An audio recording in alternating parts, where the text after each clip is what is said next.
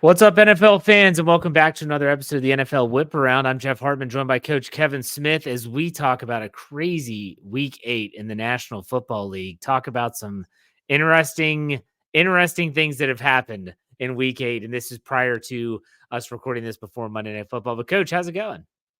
It's good. That was a wild weekend of football between the endings, some of the on-field shenanigans.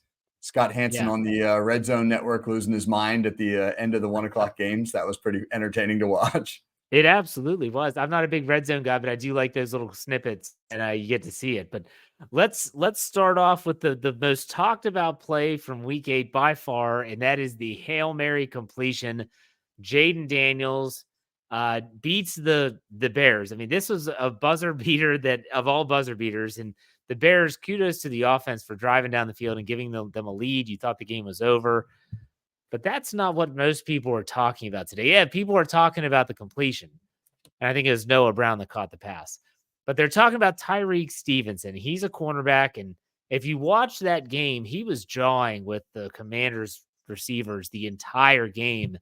He got Terry McLaurin out of his realm for a little bit.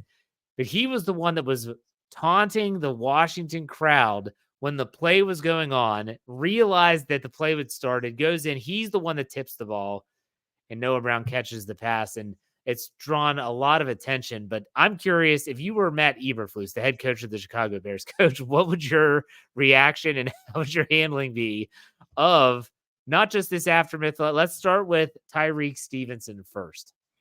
Wow. Yeah. Well, on a lighter note, somebody put a pretty good meme up on Twitter that had John Lennon's "Instant Karma" song playing over the entire clip, which was It's fair. I mean,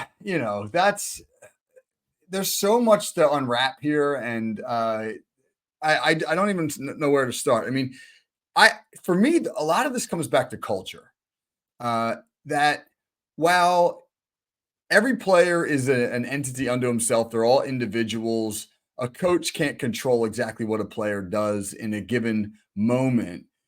It just feels to me like that wouldn't happen in other franchises. There wouldn't be that moment with the Chiefs, the Ravens, the Steelers, the more stable franchises that have a distinct culture and understand what's an appropriate way to conduct yourself on the football field and what is not. I mean, that was my big takeaway. When I saw that happen, I thought to myself, I'm not trying to just dump on the Bears for the sake of dumping on the Bears, but this is a franchise that over the past 2 decades, really, with the exception maybe of a little glimmer every now and again, has just been a losing franchise. And this is what losing teams do, right? They can't get out of their own way. They don't know how to finish. They get distracted and focus on the irrelevant or the unimportant, and you reap what you sow, man. So it's just like I wonder. I don't know how Matt Eberflus is going to handle this, but if I were him, I would not poo-poo this in their locker room. I wouldn't do the whole like, "Hey, you're bad, but you'll learn from it." I mean, I would send a clear and stern message to the team. I don't know what that is exactly. I don't know exactly how you go about that. But for him, if he glosses this over and everybody just kind of says, hey, he apologized, his bad, let's move on. I just think that is another reason why you are a losing franchise. There's got to be a consequence for this. This play and seeing that Stevenson reaction, it screams of a what I call a playoff mentality. Not playoff as in playoffs, as in taking a play off. There are teams that take plays off as a whole unit. Watch a extra point block team. Are they really trying? A lot of teams they're not. And I can only speak about the Steelers. Minka Fitzpatrick blocked a point after against the Jets on Sunday Night Football in week 7. A lot of stars are not trying to jump over a line of scrimmage and over linemen to get their hands on a point after. That's just an example of, like you said, it's a culture thing, the playoff mentality. There are players that just say, okay, we made the play, the offense scored, they're not going to complete this Hail Mary, and Stevenson's over there jawing at of all people, the Washington Commanders crowd. that of all the places, he's not talking to the teammates or his opposition. He's talking to the crowd. And so this is a really bad look for the Bears. But I also don't want the bad look for the Bears to underscore how tremendous this play was for the Commanders. I Right. think that's fair, don't you? Yeah, 100%. What Jaden Daniels did to buy himself the time to allow all of his receivers to get into the proper position. That was the fascinating thing. When you heard Dan Quinn, the head coach, talk about it afterwards, he said, all of our guys have a spot that they want to get to. But, you've seen a million Hail Marys. They usually end up with everybody kind of moving in a big pack as the ball's coming down because the QB doesn't give him enough time to get all the way down the field. I shot that. I screen recorded that and put it up on Twitter. That play lasted almost 20 seconds. Yeah. I mean, that's remarkable that he was able to just move around. And so obviously when that ball's tipped, Noah Brown's exactly where he's supposed to be. You can never scheme up a Hail Mary, but if you could, it would look exactly like that. I mean, I saw someone that they had done some work with in the National Football League, and they said that NFL teams, they have plays for a Hail Mary. You Yeah. have the players that are going to be in the scrum that are going to do the jump ball. You have a player in front of the pile, and you have a player in the back of the pile. So you have someone in case it gets knocked down, you might be able to catch it and make it into the end zone if it gets tipped backwards. And the defense knows this, and they're supposed to have someone in the back half. So in other words, someone covering Noah Brown. And that just happened to be, by all accounts and purposes, Tyreek Stevenson, of all people, is supposed to be the guy covering Noah Unbelievable. Brown.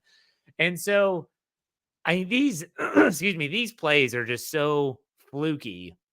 But I'm watching the game and I don't have a dog in the fight. And I'm watching this on my phone and I said, "Oh my God, he caught it. Oh my God, he caught it." And everyone that's around me, my family's like, "What happened? What happened?" I said, "They just completed a Hail Mary. Just incredible." And the significance of it. And we've seen Aaron Rodgers do this on multiple occasions. Just, I guess it just never gets old, does it, coach? No, it doesn't. But you're right. I mean, he Tyreek Stevenson's got his back to the play as Yeah. the receivers are sprinting down the field.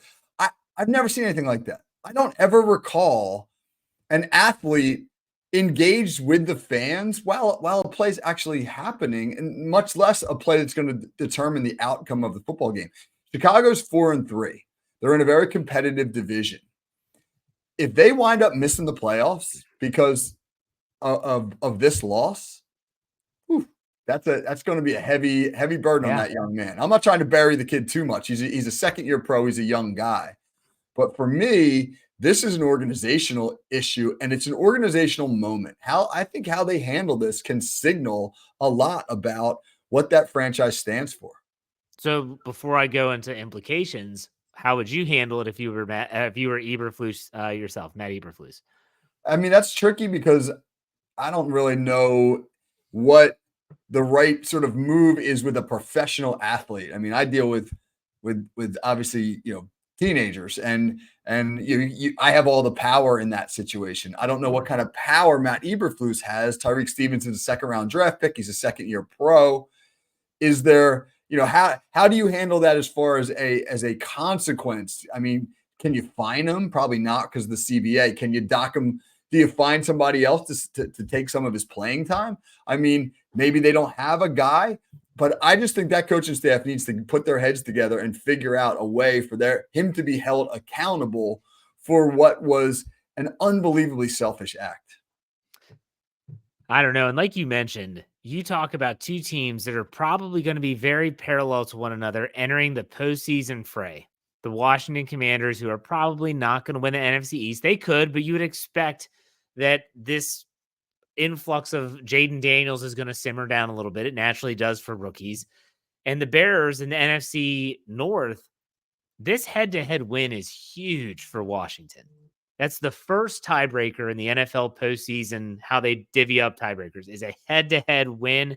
That's incredible. But we don't want to talk too much about that. Let's go to our second topic. The Detroit Lions absolutely lambasted the Tennessee Titans, quarterback by Mason Rudolph, by the way, to improve to 6-1. Detroit is averaging a whopping 43 points per game over its past 4 contests.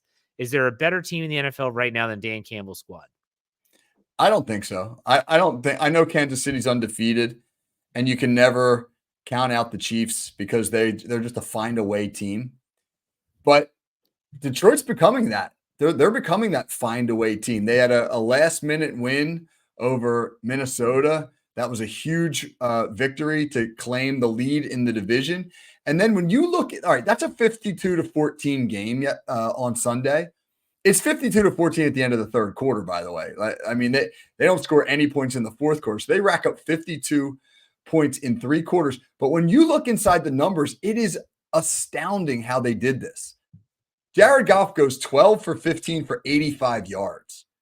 85 yards passing. And when you factor in there were 4 sacks, Detroit had 23 pass attempts for 61 net passing yards. They almost scored more points than they had net passing yards. That's mind-boggling. How did they do it? They had 262 punt and kick return yards. They had a 77-yard kickoff return that set up a touchdown. They had a 90-yard punt return that wound up as a touchdown. And they had a 60-something yard punt return that set up another touchdown, not to mention a bunch of turnovers produced by the defense. Good teams figure out ways to win, even when certain elements of their game aren't necessarily clicking. I mean, it wasn't the best day for Jared Goff in the passing game. They rushed for 170-some yards. They were great on defense, and they were unbelievable on special teams, man. They're becoming a team that's got the look of a Super Bowl team. So, and I agree with you 100%. A lot of people might say, well, Jeff and Coach, it's the Titans, man. Like, it's the Tennessee Titans. They suck. They do. But let's look at who they've beaten, and this is the Detroit Lions. So in overtime in week 1, they beat the Rams. They lose to the Buccaneers in week 2. Then they kind of start to find their stride. They barely get past the Cardinals 20-13. They crush the Seahawks. They absolutely embarrass the Cowboys. They find a way to beat the Vikings. They blow the doors off the Titans. You look at those teams they played. Minnesota, Dallas is going to be a tough team. Either way you look at it, Seattle's tough. Arizona's turning out to be a better team than what most of us thought. Tampa Bay's a tough team, and LA is getting their stuff together. And that was in week 1 when they had a full complement of players, and Cooper Kupp, he got injured shortly after that game. I think the Detroit Lions by far are the team to beat in the NFL, not just the NFC, the NFL.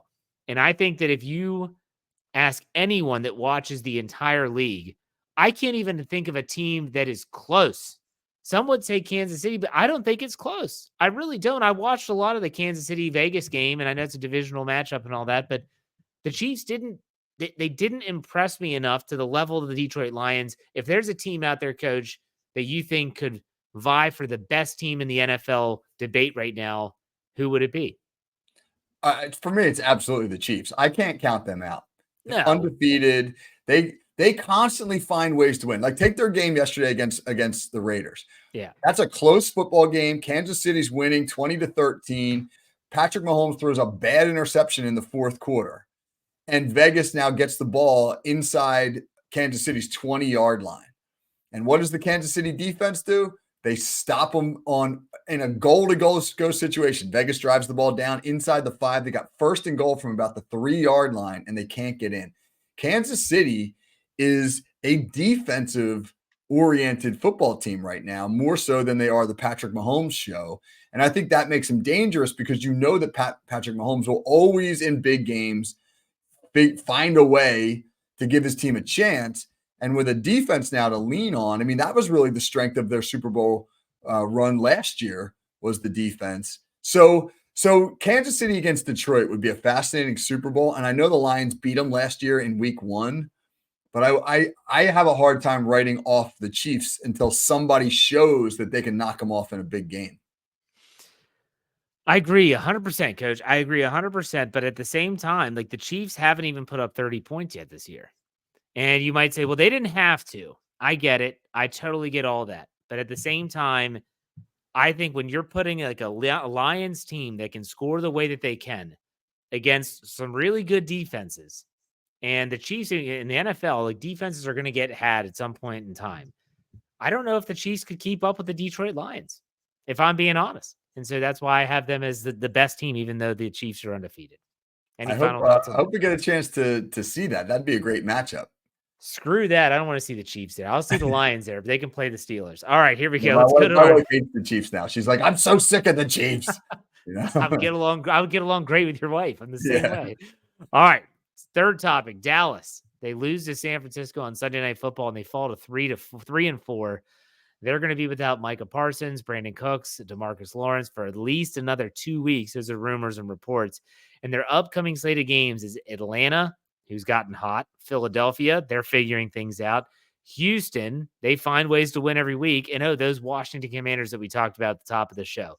They are combined 22-9. Is it time to stick a fork in the 3-4 Cowboys? What say you, Coach? They are cooked. You're a big grill guy, Jeff, right? Yeah, that's right. They are cooked. Uh, you know, I enjoy it because it's a little Schadenfreude for me, man. I'm not a Cowboys fan at all, and they're always the most overhyped team. They have not been past the divisional round of the playoffs in 30 years, and yet every single year there is that same Cowboys hype, and then they underdeliver every single year. And this year it's easy. Why are the Cowboys struggling? It's easy. They can't run the ball and they can't stop the run. They're last in the NFL in rushing yards. They're averaging 74 rushing yards per game, and they're second to last in the NFL in stopping the run. They're giving up 154 rushing yards per game. When you're getting outrushed by 80 yards a game, you're not going to win in the NFL. I know it's a passing league. I get reminded of this all the time. People comment on social media. One guy told me one time, this is a great quote. I was going off about how important it is to run the ball, and his quote, and he tweeted, ride your big wheel back to the 70s, dude. It's a passing league. And I had to give him I had to like the quote just for the big wheel reference. I thought it was pretty good. But all right, fine, it's a passing league. I get it. But if you can't run the ball somewhat efficiently and you can't stop the run, you're going to lose. And Dallas can't do that right now. And I know they got some injuries, but it just feels like they've invested so much in the bells and whistles and the big names that they have lost sight of, the core, and they don't have a core there. And that's let's talk about the future. Let's assume that they don't make the postseason, that they continue to trip and fall. And what have they done? What they have done is they've invested so heavily into certain key players. How are they ever going to develop a core? Micah Parsons is going to get paid, and you would imagine it's going to be in Dallas. But unless they have fantastic draft classes, and I'm talking about bringing in young stud running back who can come in and just really help them with running the football, like you mentioned, I don't know what they're going to do, because there's really no end in the fact that you look at everything and say, they put so much money into Dak, so much money into CD Lamb. What are they going to do? Coach, what do you think about the future of the Cowboys? Well, Jerry Jones is 82 years old. He wants to see another Super Bowl in his lifetime. And I think that they're going to mortgage the future as best they can for the present, whatever that takes. I don't know with the salary cap how much your wiggle room you really have as far as that goes, but you can restructure contracts, you can figure out ways to push money off. I just feel like his kind of reason to be in life right now will be to find a way to make Dallas competitive. I just don't know if they can do it, man. I mean, they are hamstrung. I think Mike McCarthy is kind of a dead man walking right now as far as his job goes. Absolutely. And if Jerry Jones is serious about winning a Super Bowl, then he needs to ace the next coaching hire, because Dallas will not have the luxury to start over again, most likely in his lifetime. I'm not trying to be morbid, but I'm just saying, when you're 82 years old and this is your goal, you can't make mistakes. So whoever the next coach of the Cowboys is, it needs to be a home run hire, or they're going to be kind of in this purgatory for a while. Yeah. All right, let's get off the Cowboys train for a second and let's talk about the team that beat them on Sunday Night Football. That's the San Francisco 49ers. And the NFC West is a complete logjam right now. The Niners, Cardinals, and Seahawks are all sitting at an even 500, 4-4 record, while the Rams are 3-4. Is this the 49ers division to lose, or is there a legitimate contender somewhere in the mix? This is tough based on the health of the Niners, but still, it is what it is. Coach, what do you think? I think the Niners are still in the driver's seat. They're going to get healthy. Christian McCaffrey has now entered that kind of window for his return. Uh, Trent Williams is going to come back soon. I mean, I know they lost Ayuk for the year. That's a big blow, obviously, but they've got enough pieces. They went through this lull last year. They got off to a great start. They're 5-0, and then they lost 3 games in October in a row. And everybody's like, what's wrong with San Francisco? But they righted the ship. It's too good a coaching staff. I think they have too many talented pieces, even with the injuries, for them really to go away. But you mentioned it earlier. Arizona is interesting. Arizona's got a dynamic young core, and they're playing some pretty good football, and they've already smoked the Rams, and they've already beaten San Francisco. So I think Arizona is probably the biggest challenger in the division right now. They're the dark horse for sure. I don't know what to think of the Seattle Seahawks. You watch them play. They came out to a 3-0 start to the year. Then they dropped 3 in a row, and then they're back and forth. Nope. It just doesn't seem right. Like, I watch some of their games. Like, Geno Smith has moments where he looks really, really good, and moments where you say, well, that's why he's never found a home for that long. Like, it's a mind-boggling inconsistency with the Seahawks. What's your take on the Seahawks? Because I can't figure them out. I think losing Shane Waldron, who was the offensive coordinator there the last few seasons and is now in Chicago with Caleb Williams, Shane Waldron got a lot of credit for being the guy to really kind of bring Geno Smith back to life, so to speak. And I think that's a big loss for them. And I don't know if they've adequately filled it. I mean, Mike McDonald, the new head coach there, is a defensive-minded guy coming over from the Ravens. It feels like the offense lacks a little bit of an identity right now. They're another team that like you mentioned, man, they can be hot one week and they can be completely lost the next. And to me, that's an identity issue.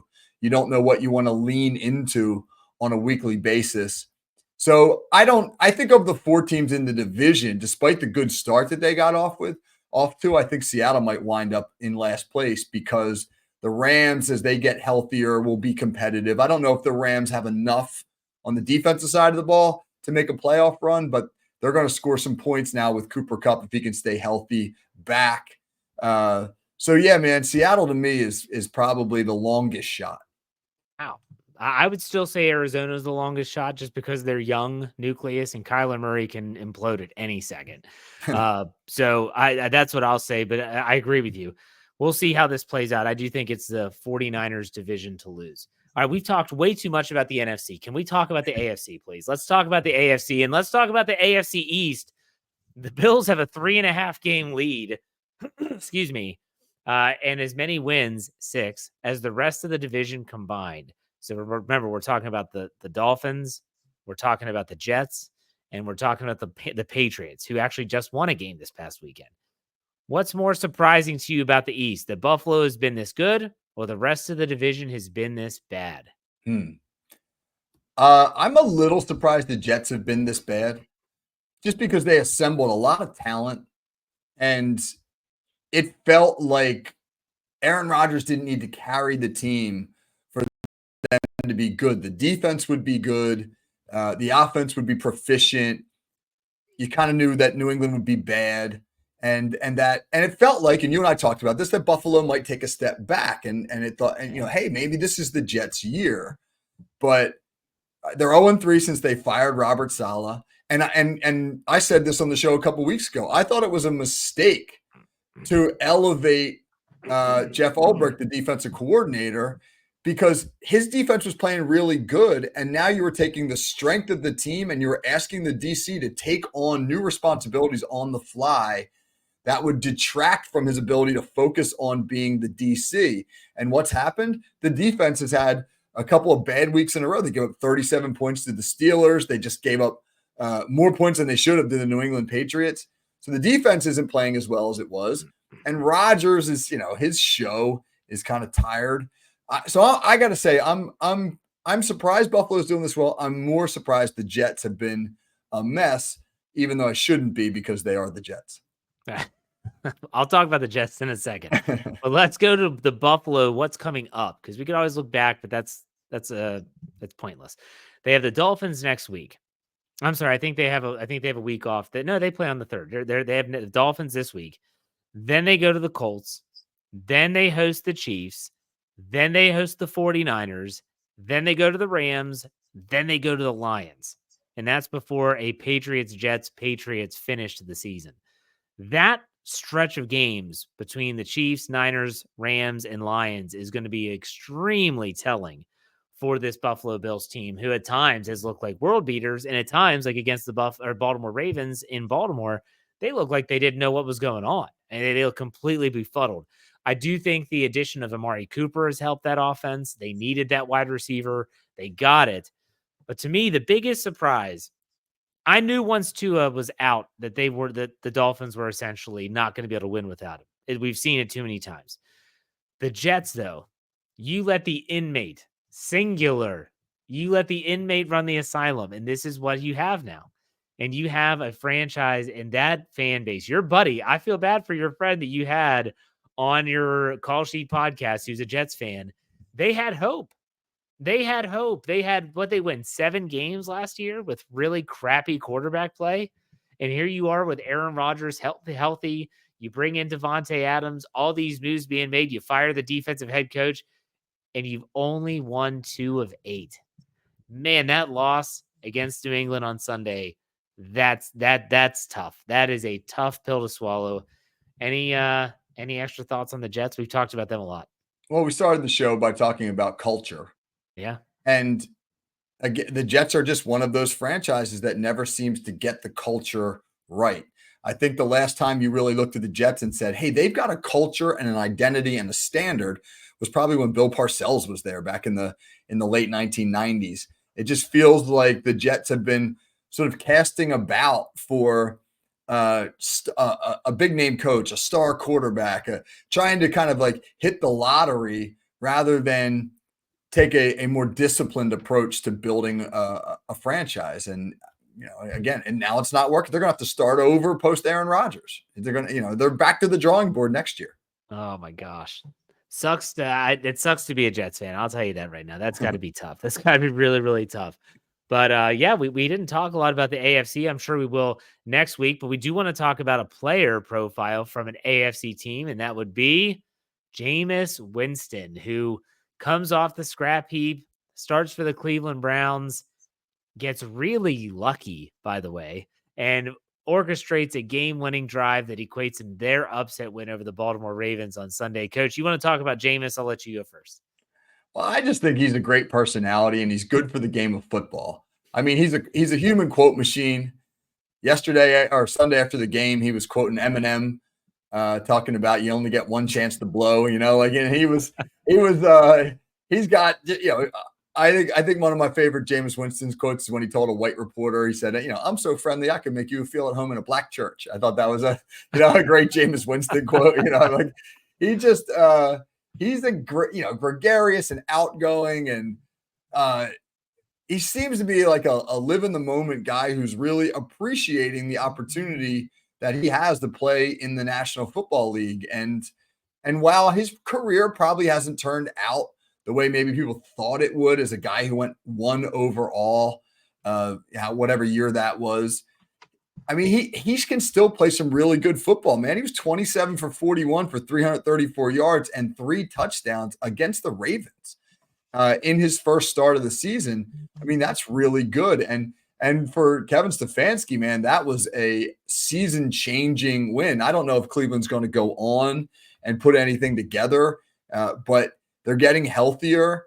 And I mean, they're buried. They're done and buried if they lose that game to the Ravens, 1-6 at the bottom of the North. But now Cincinnati loses, and maybe you got a chance to at least climb out of the basement and get something going. Probably asking too much. But for 1 week, man, Jameis Winston was the right guy for the Browns. I got to ask, as a fact-checking endeavor, did you watch any of that game? Did I watch any of the Browns game? It wasn't on here. All I saw was the red zone stuff. Okay. You missed at least 3. I mean, at least 3 passes by Jameis Winston, one that went right to Kyle Hamilton. It looked like he was throwing it to him, dropped interceptions. And that Kyle Hamilton was on the final Browns drive, which equated in a touchdown eventually. It would have sealed the deal. The Ravens would have won the football game, and he drops it. You don't see that on Red Zone because they're not showing those plays necessarily.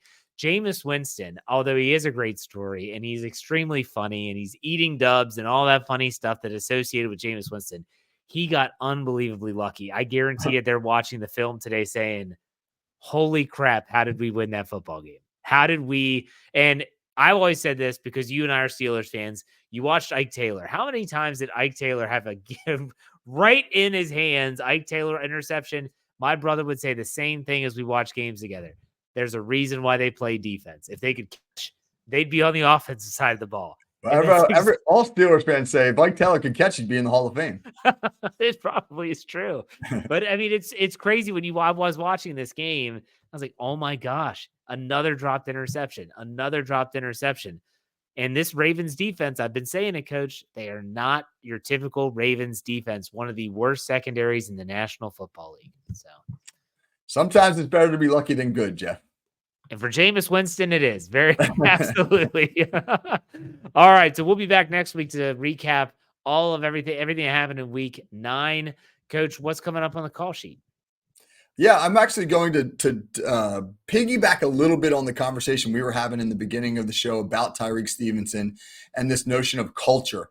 I think culture is a really interesting term that's kind of nebulous, and people hear about it all the time. But what's it really mean? Like, what does it mean to have a locker room culture, to build a culture within a football program? So we're going to kind of like talk about that, some of the experiences that I've had, and some of the great coaches in the league and how they've been able to do it. So we'll kind of, extrapolate on the notion of culture in an NFL locker room.